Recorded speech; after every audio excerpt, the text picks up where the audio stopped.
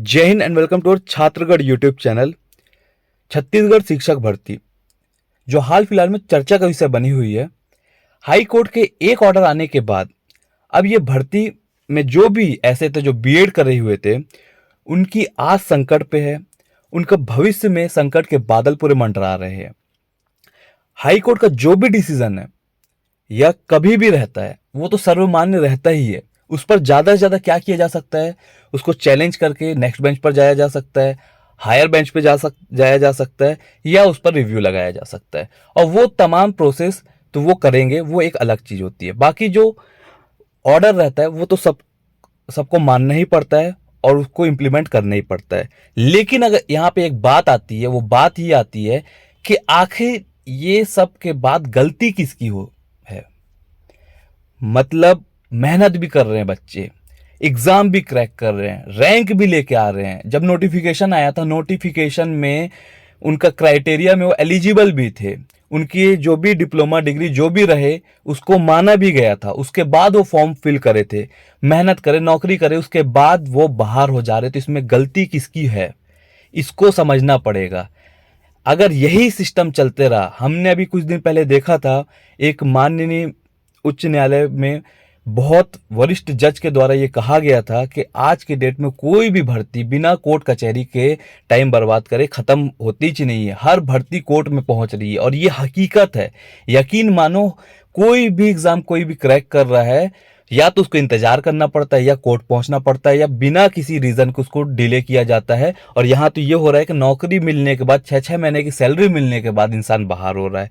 तो सिस्टम इतना बेकार हो चुका है ये सब गवर्नमेंट जॉब का कि आप किसी को ये सलाह नहीं दे सकते कि बेटा तैयारी करो, फ्यूचर बन जाएगा। क्योंकि यहाँ पे डांस करके, रील्स बना बना के लोग पैसे कमा रहे हो, मर मर के पढ़ रहे थे, जिनको बचपन से ये बोला जाता था कि पढ़ो लिखो कुछ बनोगे जिंदगी में तो इज्जत रहेगी। उनकी कोई इज्जत नहीं, उनका कोई वैल्यू नहीं, उनका कोई नहीं सुनता, ना सरकार सुनती है, ना कुछ कोई सुनता है। वो सिर्फ दर दर ठोकर खा रहे हैं। ये आज के डेट में सीन हो चुका है। और इस विषय में कोई बोलता भी नहीं, किसी की हिम्मत भी नहीं होती है बोलने के लिए, क्योंकि लोगों को चाहिए व्यूज, लोगों को चाहिए मसाला। और मेहनत करने वाले बहुत कम होते हैं, उनका साथ देने वाले उससे भी कम होते हैं। तो आज मैं इसी विषय पर बात करने वाला हूं कि आज के न्यूज़पेपर में आप देख सकते हैं तमाम ऐसे लोगों की कहानी लिखी हुई है, जिनका दर्द अगर आप सुनेंगे तो आपको समझ में आएगा कि किस परेशानी से ये जूझ रहे हैं। देखिए, यहाँ फाइट डीएड बीएड वाली नहीं है। और मैं कभी ऐसा नहीं कि मैं डीएड का साथ दे रहा हूँ या बीएड का साथ नहीं दे रहा हूँ, बीएड का साथ दे रहा हूँ या डीएड का साथ नहीं दे रहा हूँ। मैं साथ उनका दे रहा हूँ जो मेहनत करके यहाँ तक आए, नौकरी मिली, एलिजिबल थे फॉर्म भरते टाइम, उसके बाद नौकरी मिली और उसके बाद उनके साथ इतना बड़ा छलावा हो रहा है, खेला हो रहा है उनके साथ, इस तरीके से उनको बाहर किया जा रहा है। तो उसमें उनकी बेचारों की क्या गलती है? चाहे नियम कोई भी बोलते हो, चाहे परिस्थितियां कोई भी हो, लेकिन वो तो मेहनत करके आए थे ना। उनके मेहनत में तो कोई कमी नहीं थी।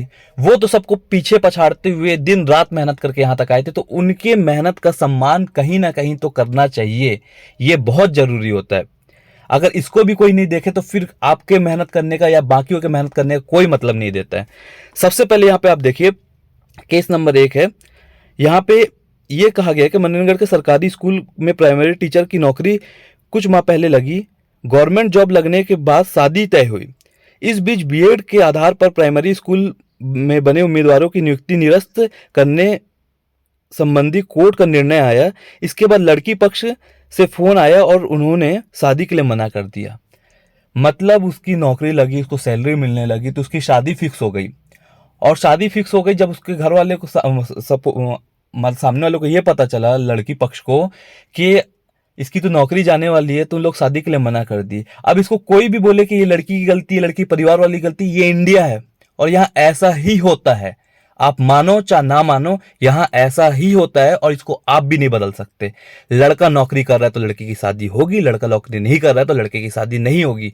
अब उस बेचारे लड़के पे क्या बीतती है वो सोचने वाली बात है। वो तो अपने पिताजी के सामने इस कदर रो भी नहीं सकता, ना अपने पिताजी को गले लगा सकता है, क्योंकि ये इंडिया है। यहाँ लड़का अपने पापा के पास जाके उससे गले मिलके फूट फूट कर रो भी नहीं सकता। सिर्फ उनके सामने सब अच्छा है, सब अच्छा है यही बोल सकता है। वो अपने इमोशंस को सिर्फ दबा कर रखता है, क्योंकि ये इंडिया है, यहाँ ऐसा ही होता है। ये फिल्मी सीन बहुत अच्छे लगते हैं कि वो ऐसा कर रहा है वैसा कर रहा है, लेकिन रियल लाइफ उससे कई गुनी बेकार हो जाती है जब नौकरी हाथ से जाती है। दूसरा केस देखते हैं। पहले रेलवे में नौकरी करते थे। सरकारी स्कूल में प्राइमरी टीचर बनने के बाद उन्होंने रेलवे की नौकरी छोड़ दी। 6 महीने से वे सहायक शिक्षक के रूप में काम कर रहे हैं। अब स्कूल टीचर की नौकरी जाने की आशंका से वो पूरे जॉब छोड़ने के अफसोस कर रहे हैं, पुरानी जॉब छोड़ने के, सॉरी। तो ये तो और बेकार हो गया। एक ऑलरेडी गवर्नमेंट जॉब में वो इंसान था, उससे बेटर जॉब मिली, उसको छोड़ के ये आया कि चलो इसमें ज़्यादा अच्छा भविष्य है। अब वो पुरानी नौकरी भी गई, सामने नौकरी भी गई। यार ये समझ सकते हो, कोई जो भी तैयारी कर रहा है उसके साथ क्या बीतती है।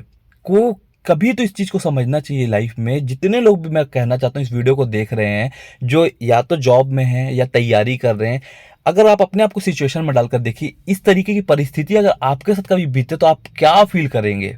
ये इस टाइम वो फील कर रहे हैं। तीसरा केस यहाँ पे, किरण सिंह, सहायक शिक्षक, कांकेर जिला का चारामा। इन इनके पिता नहीं है, 2 छोटी बहनें हैं जो पढ़ रही हैं। उनकी पढ़ाई का खर्च वो ही उठाती है। माँ प्राइवेट नौकरी करती है। वे बताती हैं कि पहले मैं नौकरी करती थी, उसे छोड़ दिया। अगर यह जॉब नहीं रही तो बहुत परेशानी का सामना करना पड़ेगा। मैं काफ़ी डिप्रेशन में हूँ।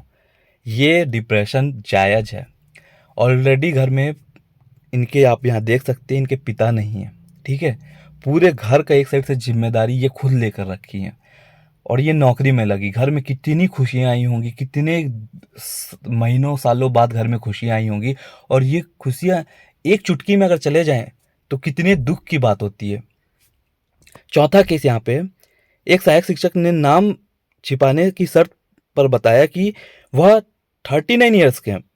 शिक्षक के पद पे चयन होने के लिए यह आखिरी अवसर था। भर्ती के लिए जो नियम थे उसके अनुसार ही वो परीक्षा दी, पास हुए और नौकरी ली। अब नौकरी जाने के खतरा है। इससे मैं और मेरे परिवार काफ़ी तनाव में हैं। 39 साल की उम्र तक उन्होंने हार नहीं मानी। कोई इंसान, यहाँ तो आदमी 2 साल 6 महीना 1 साल मेहनत करता है, नहीं लगता, बोलता है मेरे बस का नहीं, छोड़ देता है।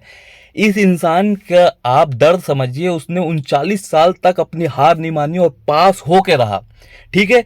जब फॉर्म भरे वो अपने तरीके से पात्र थे, इसलिए फॉर्म भरे, पेपर निकाले, और उन तमाम लोगों को एग्जाम्पल सेट करके दिए कि अगर आपके अंदर जुनून है, जज्बा है, तो आप एग्जाम निकालोगे। यहाँ पे उम्र सीमा मायने नहीं रखती है। उससे भी बड़ी बात, नौकरी लगने के बाद अब इनके पास एज पूरी खत्म हो चुकी है। अगर ये अब आज बेरोजगार होते तो इनको कौन सी नौकरी मिलेगी, क्योंकि ये तो ओवर एज हो चुके हैं।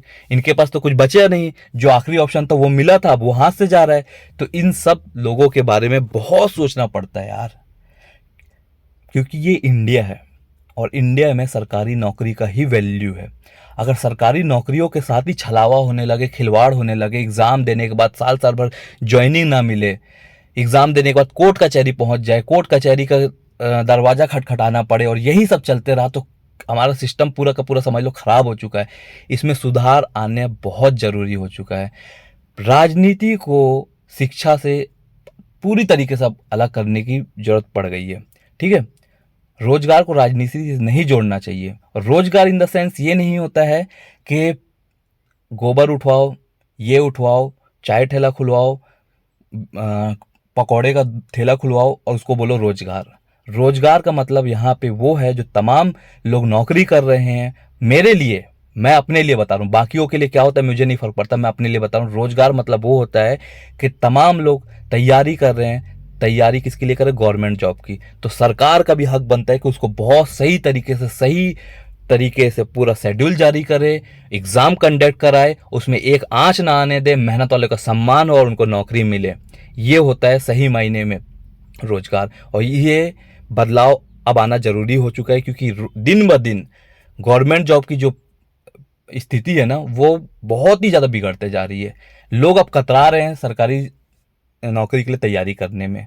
तो अगर ऐसा रहा तो फिर किसी का फ्यूचर सिक्योर नहीं है, और कोई कभी किसी के लिए आवाज़ नहीं उठाएगा। सब सिर्फ मज़ा लेंगे।